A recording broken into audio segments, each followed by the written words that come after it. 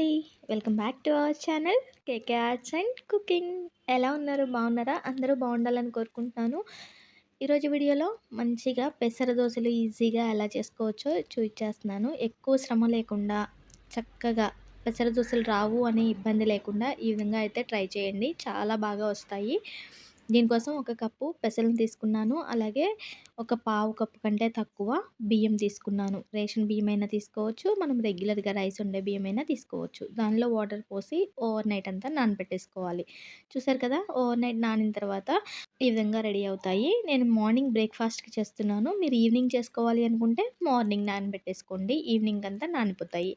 చూసారు కదా! శుభ్రంగా కడిగేసి రాళ్ళేమీ లేకుండా గాలిచ్చేసుకొని గ్రైండ్ చేసుకోవడానికి మిక్సీ జార్‌లోకి ట్రాన్స్‌ఫర్ చేసేసుకుంటున్నాను. దీనిలోనే టేస్ట్‌కి సరిపడా పచ్చిమిర్చి తీసుకోండి. అలాగే టేస్ట్‌కి సరిపడా ఉప్పు, 2 ఇంచులు అల్లం, అలాగే ఒక టేబుల్ స్పూన్ వరకు జీలకర్ర తీసుకొని ఈ విధంగా కన్సిస్టెన్సీ తగ్గట్టు వాటర్ వేసుకొని గ్రైండ్ చేసేసుకోండి. చూడండి పెసరట్టు ఈ విధంగా ఈ మాత్రం లూజ్ అయితే ఉండాలి. అప్పుడే మనకి పర్ఫెక్ట్‌గా దోస వేసుకోవడానికి వస్తుందనమాట. ఒకవేళ మనం దోసలు వేసే కొద్దిగా చిక్కగా అయింది అనుకుంటే మధ్యలో కొద్దిగా వాటర్ వేసుకొని కూడా కలుపుకొని వేసుకోవచ్చు. చూడండి నేను ఐరన్ ప్యాన్ మీద వేస్తున్నాను. ప్యాన్‌ని హీట్ అయిన తర్వాత దోస వేసేసుకుంటే మనకి చాలా చక్కగా పల్చగా ఎంత బాగా వస్తుందోనండి. మనం రైస్ వేసాం కాబట్టి కొద్దిగా క్రిస్పీగా వస్తుంది. ఈ టిప్ అయితే ఫాలో అవ్వండి ఖచ్చితంగా.